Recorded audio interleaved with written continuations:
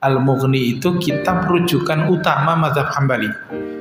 Jadi kalau yang bermazhab Hambali tapi nggak tahu kitab Al-Mughni, ya rasa-rasanya itu sama seperti orang yang bermazhab Syafi'i tapi nggak tahu misalnya kitab Fikih Kanzur Raghibin karya Imam As-San'ani.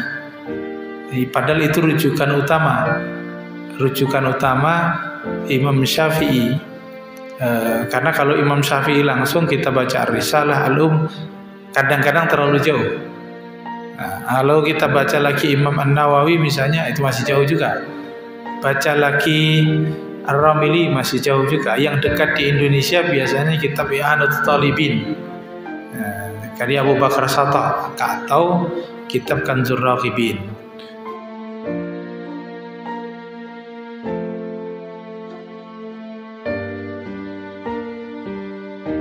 Assalamualaikum warahmatullahi wabarakatuh.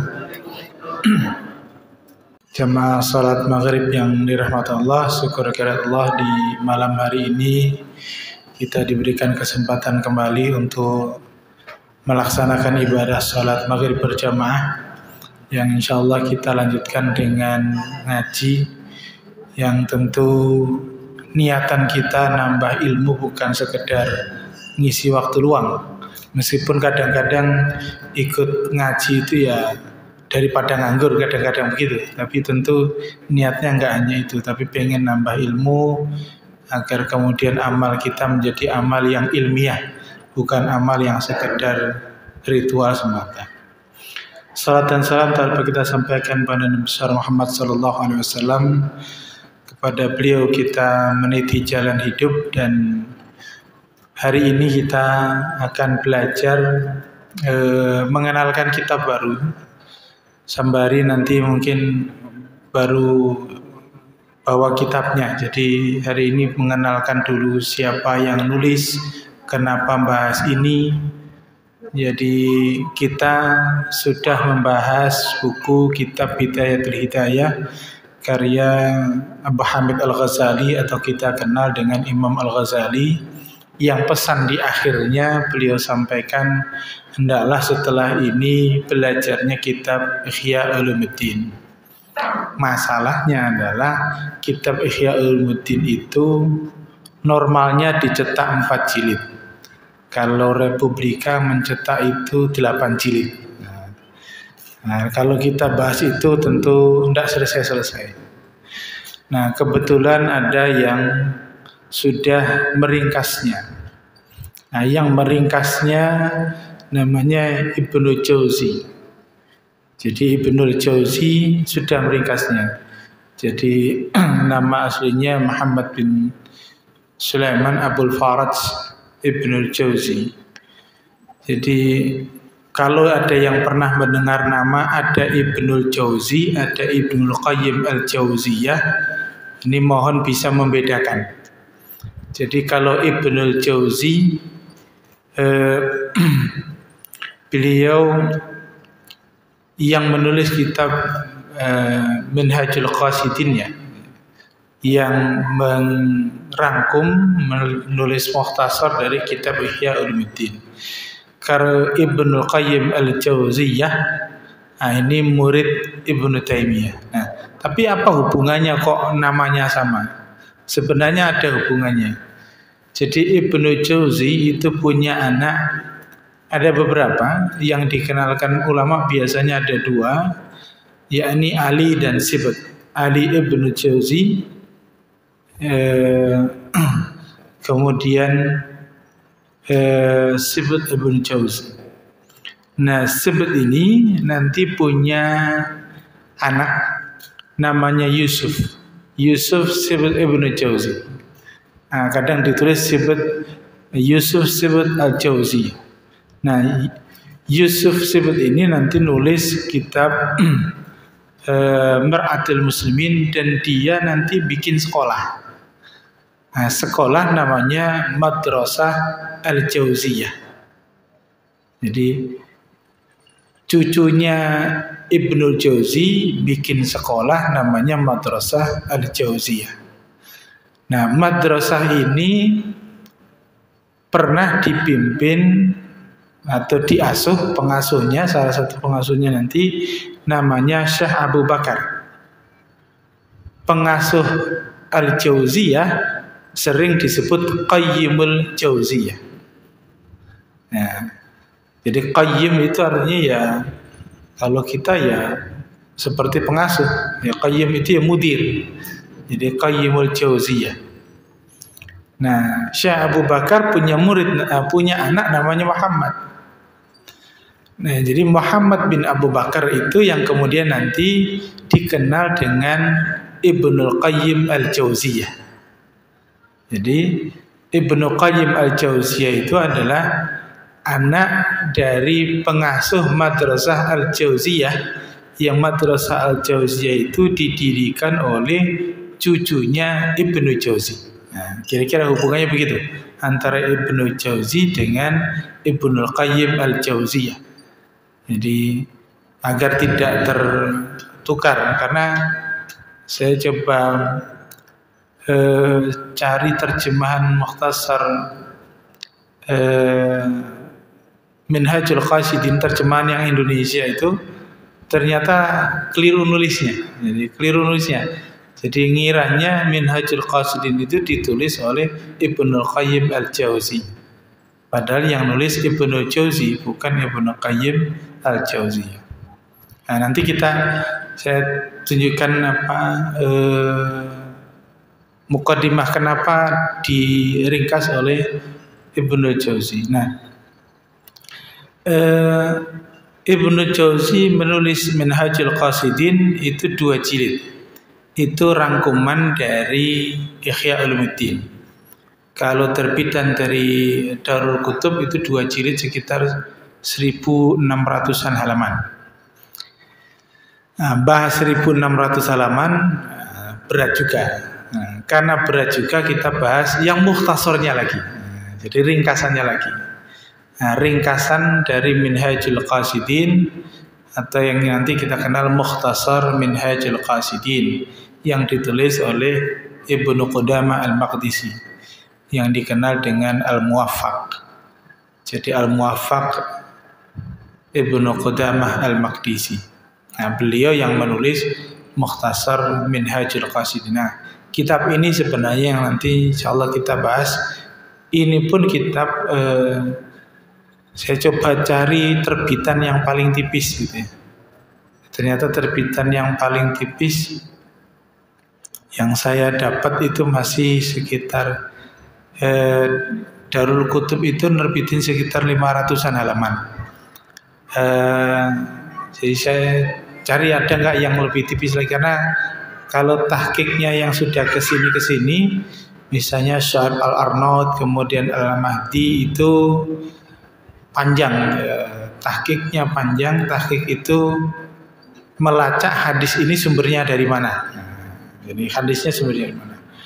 Nah, itu yang nanti kita baca. Nah, kenapa Mukhtasar Minhajul Qasidin yang kita pelajari? Ya karena kita ingin belajar Ihya Ulumuddin sebenarnya, tapi hasil ringkasannya. Nah, sebelum ke sana kita ingin kenalan dulu siapa sebenarnya penulisnya. Kalau Ibnu Jauzi saya tidak perlu kenalkan panjang, tapi dalam muqaddimahnya di kitab Minhajul Qasidin, bukan mukhtasarnya, ada kalimat unik. Jadi kalimat unik dari Ibnu Jauzi ketika memberikan muqaddimah, karena beliau sampaikan buku Ihya itu banyak sekali manfaatnya, banyak hikmahnya, sangat bermanfaat bagi kaum muslimin. Tapi ada satu paragraf yang coba saya kutip. Beliau sampaikan, fa'lam anna fi kitab Ihya afatun la ya'lamuha illa ulama.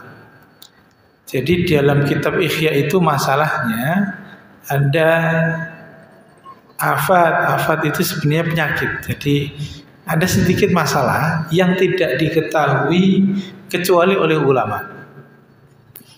Nah, apa saja? Wa aqallah al-ahadits al-batilah.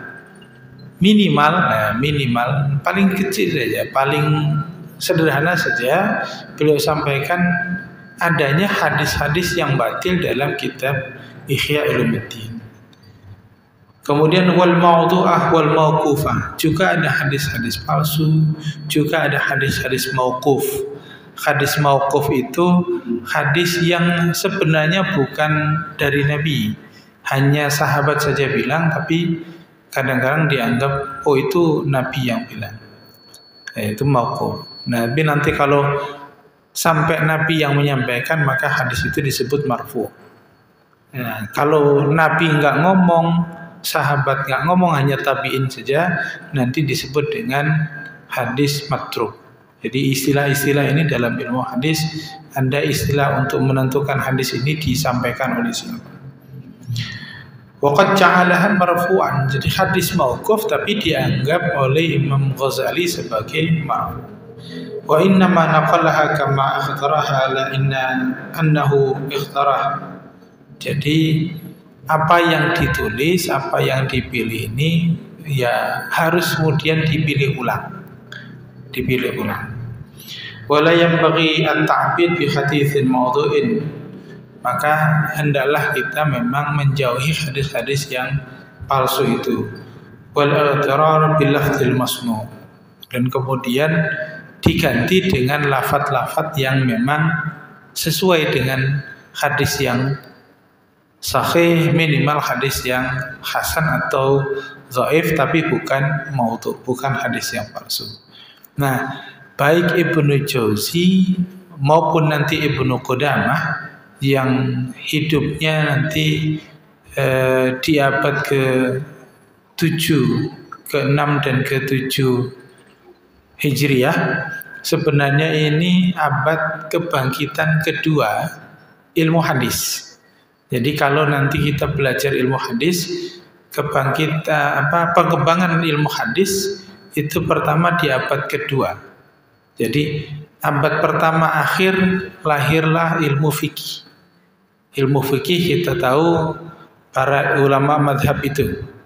Ulama madhab yang kita kenal ada Imam Abu Hanifah atau Nu'man bin Thabit, ada Imam Malik bin Anas, ada Muhammad bin Idris Asy-Syafi'i, kemudian ada Imam Ahmad bin Hanbal.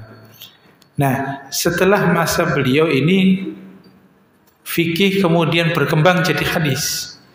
Maka murid-murid Imam Ahmad bin Hanbal, termasuk nanti murid-murid Imam Syafi'i, kita kenal semuanya para muhaddis. Ada Bukhari, ada Muslim, ada Tirmidzi, ada Abu Daud. Nah, nanti setelahnya memang ilmu hadis agak redup lagi. Nah, berkembang kembali nanti di abad ke-6 ini. Yang di abad ke-6 ini ketika pasca Salahuddin Al-Ayyubi merebut kembali Yerusalem. Kemudian umat Islam merasa ada gairah baru tentang keislaman, maka berkembanglah kitab-kitab syarah dari hadis. Maka muncullah nanti ulama-ulama seperti Ibnu Jauzi, kemudian Ibnu Qudamah. Kalau nanti para muhaddisnya kita kenal Ibnu Hajar Al-Asqalani, yang menulis kitab Fathul Bari. Jadi syarah-syarah para pensyarah hadis itu nanti kebanyakan setelah abad ke-6 ini, abad ke-6 Hijriah. Nah, ini juga sebenarnya punya semangat yang bisa kita ambil hikmahnya, semangat yang sama bahwa bagaimana sih pijakannya Islam itu besar kembali. Nah, Islam besar kembali karena kita tahu kalau di dalam sejarahnya Islam itu atau sejarah itu ta'idun nafsah. Sejarah itu akan mengulang dengan sendirinya. Jadi ketika Nabi Muhammad mengatakan bahwa takunu fikum asrun nubuwah, summa ba'da dzalika khilafah ala minnatun nubuwah, summa ba'da dzalika mulkan 'azam, summa ba'da dzalika mulkan jabariyah, wa ba'da dzalika khilafah ala minnatun nubuwah. Itu seperti putaran aja. Jadi ada era Nabi, ada era khilafah ala minnatun nubuwah, ada era kebesaran Islam, ada era nanti Islam turun, ada lagi Islam bangkit lagi. Nah, gambaran ini juga terjadi pada masa abad ke-4, 5, dan 6. Abad ke-4 itu umat Islam betul-betul sangat rendah. Palestina tidak dikuasai. Abbasiyah lemah. Abbasiyah melemah. Jadi Abbasiyah melemah yang akhirnya pecah, kemudian nanti muncul Abbasiyah versi Andalusia. Nah, jadi Abbasiyah yang kemudian kita kenal besar ternyata pecah. Kemudian setelah itu nanti baru masuk Ayyubiyah. Yang Ayyubiyah nanti ini sebenarnya ketika masuk ke Mesir dia menyerang Bani Fatimiyah. Jadi banyak pepecahan umat Islam. Nah, ketika umat Islam ini turun, disitulah Imam Al-Ghazali bikin buku Ihya Ulumuddin. Nah, buku Ihya inilah yang para ulama ahli tarikh bilang menjadi pembangkit sebenarnya. Yang pembangkitnya, penggeraknya bukan Imam Ghazali, tapi karyanya Imam Ghazali. Yang karya ini nanti dikembangkan dan diajarkan oleh Syekh Abdul Qadir Al-Jailani.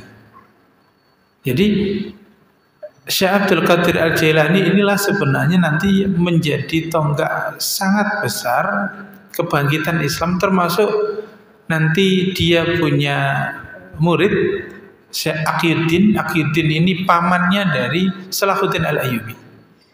Termasuk nanti Ibnu Qudamah itu juga murid langsung dari Syekh Abdul Qadir Al-Jailani. Jadi orang kadang mengenal Syekh Abdul Qadir Al-Jailani itu pokoknya sufinya saja. Padahal beliau itu memotivasi perang ya, ngajarin fikih ya, tapi ke Indonesia kok kenalnya itu sufinya saja, walinya saja. Nah, ini yang kadang-kadang kita lupa, para ulama itu bukan hanya seorang wali dalam konteks yang kita kenal karomahnya itu. Sama seperti di Indonesia yang wali songo itu kadang-kadang dikenalnya yang ajaib-ajaibnya saja, tapi kita nggak tahu itu Sunan Ampel itu ahli fikih, ahli tafsir, apa ahli hadis. Itu kadang-kadang nggak ngerti. Pokoknya dia karomahnya banyak. Sunan Bonang itu pokoknya kalau mukul pohon jadi emas. Nah, itu yang kita kenal begitu-gitunya. Tapi sisi keulamaannya, ilmunya yang kita kenal. Dari Ihya Ulumuddin itu yang kemudian nanti diajarkan inilah yang nanti diajarkan. Kalau dia diajarkan dalam bentuknya akidah, isinya sebenarnya mayoritas akidah. Yang akidah itu kemudian ditopang dengan manhaj nubuwah, seperti apa yang disampaikan oleh Nabi, bahwa kebangkitan itu harus ditopang dengan manhaj nubuwah. Maka muncul namanya khilafah ala minhaj nubuwah.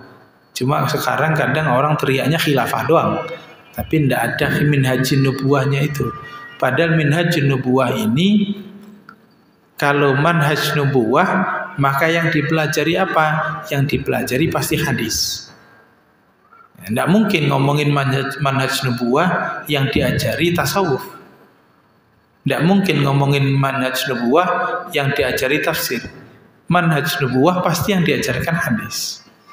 Ini yang kemudian dilakukan oleh Ibnu Jauzi sebenarnya dalam kitab Minhajul Qasidin, yakni mengambil dari kitab Ihya Ulumuddin hal-hal baiknya, hadis-hadis yang sahihnya, hadis-hadis yang maudhu, hadis-hadis yang dianggap palsu itu kemudian diganti dengan hadis yang lebih benar. Itu kitab Minhajul Qasidin. Nah, Ibnu Qudamah ini yang menulis kitab Mukhtasar, ketika membaca kitab Minhajul Qasidin juga punya kritikan lagi. Nah, ini para ulama itu begitu. Jadi Ibnu Jauzi baca Ihya, mengkritik Ihya bahwa isinya ada masalah. Nah, tapi Ibnu Qudamah ketika membaca kitab Minhajul Qasidin karya Ibnu Jauzi, Ibnu Qudamah juga menyampaikan bahwa Minhajul Qasidin itu ada juga hadis-hadis yang masih bermasalah, sehingga dikoreksi lagi. Nah, nanti para pentahqiq, kalau kita baca buku-buku terbitan hari ini, ada yang mentahqiqnya Albani, juga mentahqiq kitab Mukhtasar Minhajul Qasidin, itu juga mengkritik lagi bahwa memang ada hadis-hadis yang memang bermasalah tapi tetap ada di buku Mukhtasar Minhajul Qasidin. Tapi apapun itu yang harus kita pahami, inilah para ulama yang mereka ilmunya berantai, ilmunya bersanad, gurunya jelas, kitabnya jelas. Dia mau membahas apa, ya urutannya jelas. Nah, itulah cara para ulama belajar. Nah, ini Ibnu Qudamah Al-Maqdisi. Beliau ketemu dengan Syekh Abdul Qadir Al-Jailani itu sebenarnya tidak lama, karena ketika ketemu usia Syekh Abdul Qadir Jailani dikatakan sudah 90 tahun. Tapi uniknya beliau mau ketemu sebenarnya mau belajar kitab Al-Qarahi. Al-Qarahi itu kitab madhab Hambali, kitab utama madhab Hambali, yang dia sudah hafal sebelum ketemu Syekh Abdul Qadir Jailani. Nah, ketika ketemu inilah kemudian dikasih semangat yang setelahnya nanti begitu Syekh Abdul Qadir Jailani wafat, menulis kitab syarahnya, Syarah Al-Qarahi, yang dikenal dengan kitab Al-Mughni. Al-Mughni itu kitab rujukan utama mazhab Hambali. Jadi kalau yang bermazhab Hambali tapi nggak tahu kitab Al-Mughni, ya rasa-rasanya itu sama seperti orang yang bermazhab Syafi'i tapi nggak tahu misalnya kitab fikih Kanzur Raghibin karya Imam As-San'ani. Padahal itu rujukan utama Imam Syafi'i. Karena kalau Imam Syafi'i langsung kita baca Ar-Risalah, Al-Um, kadang-kadang terlalu jauh.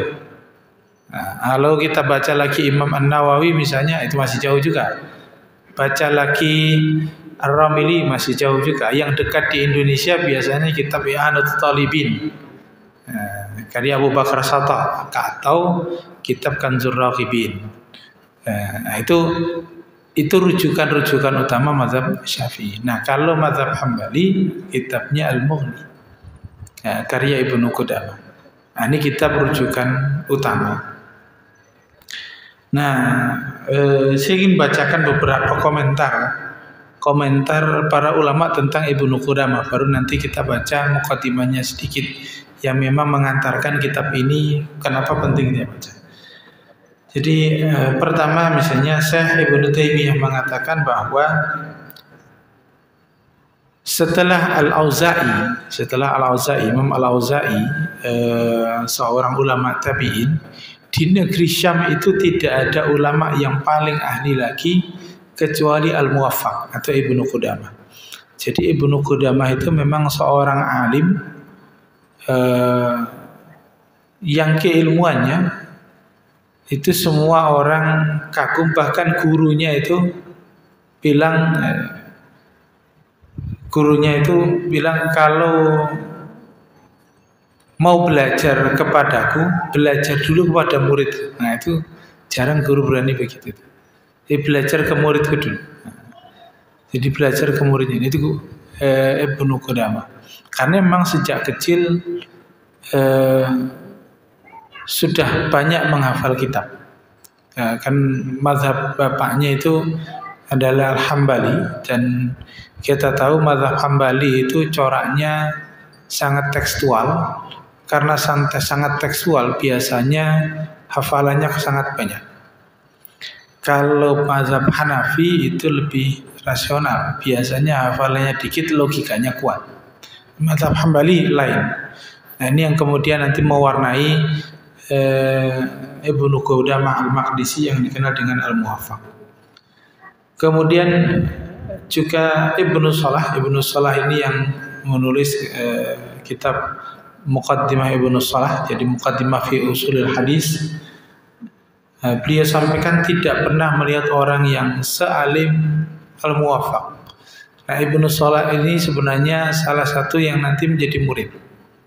Tapi beliau ini juga seorang ahli hadis. Jadi banyak murid-murid Ibnu Qudamah ini yang nanti meneruskan keilmuan hadisnya. Karena Ibnu Qudamah menulis juga gharibul hadis, hadis-hadis yang asing itu ditulis. Sehingga nanti banyak hadis yang nggak dikenal itu kemudian diungkap lagi agar nanti bisa memilah. Nah, ini bedanya ulama itu kadang-kadang ada yang mikir yang sahih-sahih saja, belajar yang benar-benar aja, maka yang sahih dihafal. Tapi sebenarnya tidak semua ulama begitu. Ada ulama yang berpikir terbalik, udah hafal aja yang dhaifnya, karena kalau yang nggak dihafal berarti sahih. Maka banyak ulama nulis kitab Az-Zu'afa wal Matrukin, jadi hadis-hadis dhaif dan juga yang ditinggalkan. Nah, menulisnya itu lain-lain. Jadi memang sengaja nulisnya hadis-hadis yang lemah. Nah, itu seperti Imam Ibnu Qudamah juga sama, nulis kitab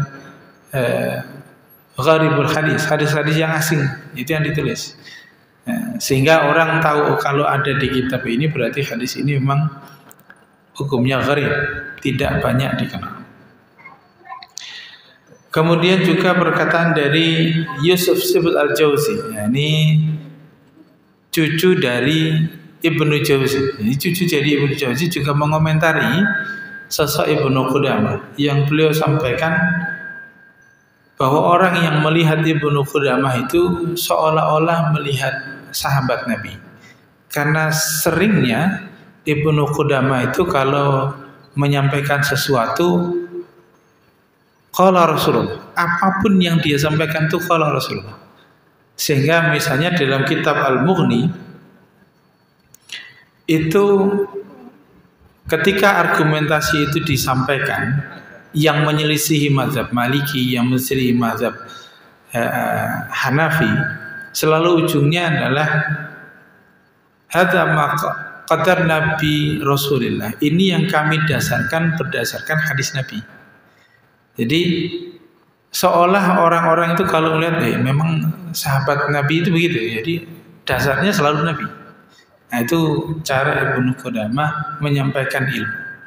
Nah, ini yang kemudian mewarnai cara berpikir Ibnu Qudamah Al-Maqdisi, sehingga kitab ini saya kira penting untuk kita baca. Mukhtasar Minhajul Qasidin sebenarnya sudah ada terjemahnya, tapi saya baca beberapa halaman, ada beberapa yang keliru terjemahan, termasuk Ibnu Jauzi ditulis Ibnu Qayyim, kemudian beberapa hadis dipotongnya agak keliru. Itu yang terbitan Al-Kautsar. Saya nggak tahu ya yang sekarang terbitan yang baru apakah sudah diperbaiki atau tidak terjemahnya. Tapi insya Allah nanti kita buka dari yang kitab bahasa Arabnya saja.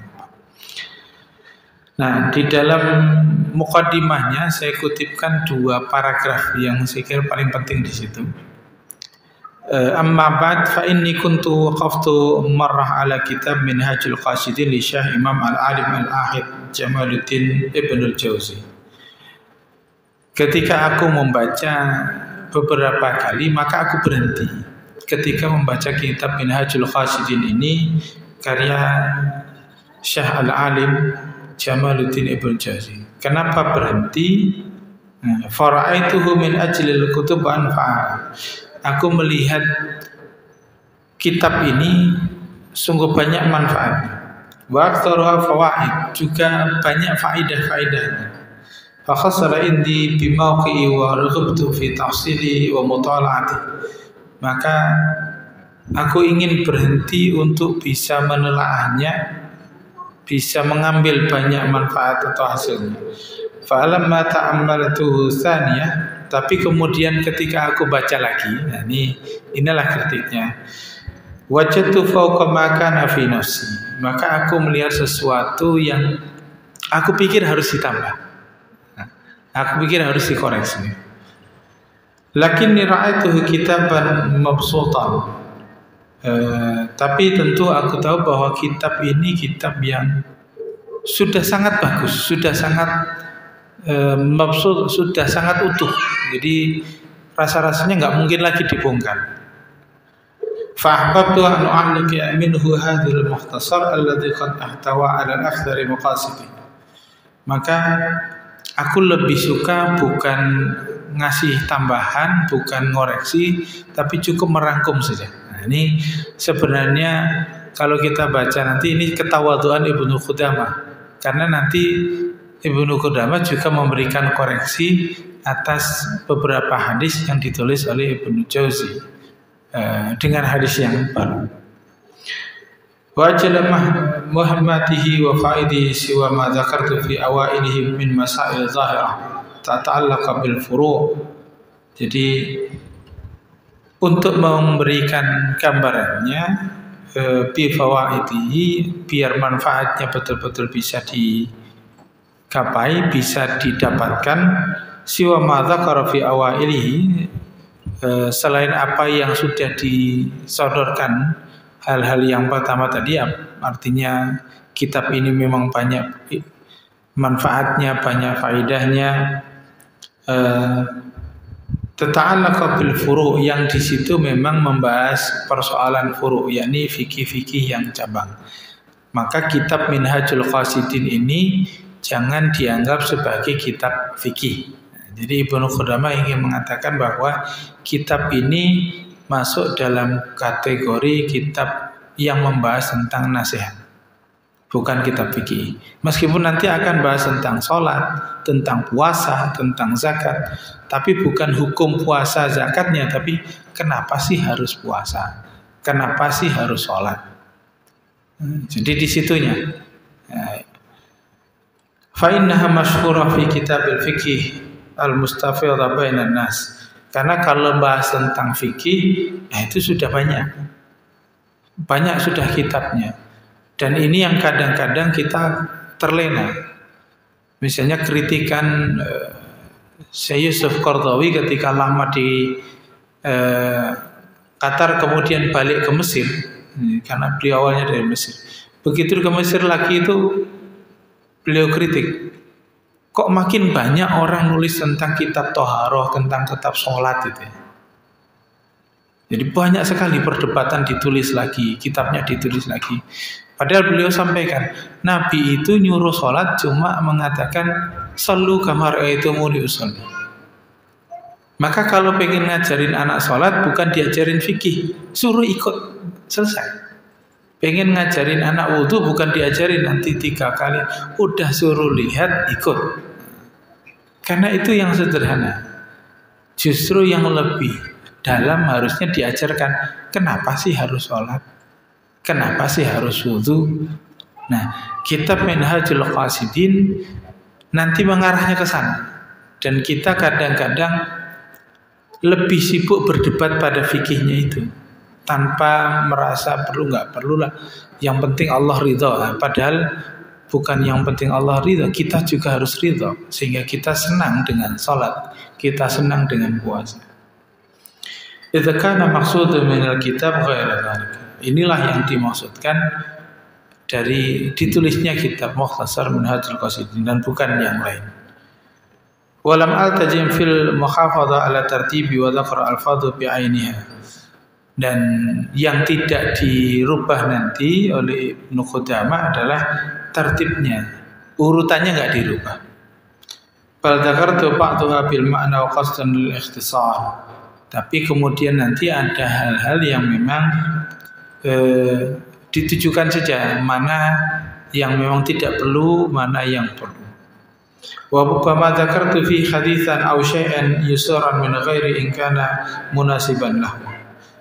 Dan juga nanti di situ Ibnu Qudamah juga menambahkan, bisa jadi menambahkan 1-2 hadis yang sesuai dengan apa yang dibahas. Nah, isinya tetap sama persis dengan kitab Ihya. Nanti ada 4 bab. Yang 4 bab, yang pertama tentang ibadah, nanti kita bahas. Kemudian al-adah tentang akhlak. Kemudian kitab al-muhlikat. Muhlikat itu ya hal-hal yang membatalkan pahala kita, yakni hal-hal dosa-dosa besar. Kemudian yang terakhir kitab al-munjiyat yang membuat kita selamat dari dosa-dosa itu. Nah, nanti kita bahas itu, dan itu nanti Ya, saya tidak tahu kapan selesainya, tapi yang pasti tidak fokus pada fikih, tapi kita fokusnya pada minhajul qasidin.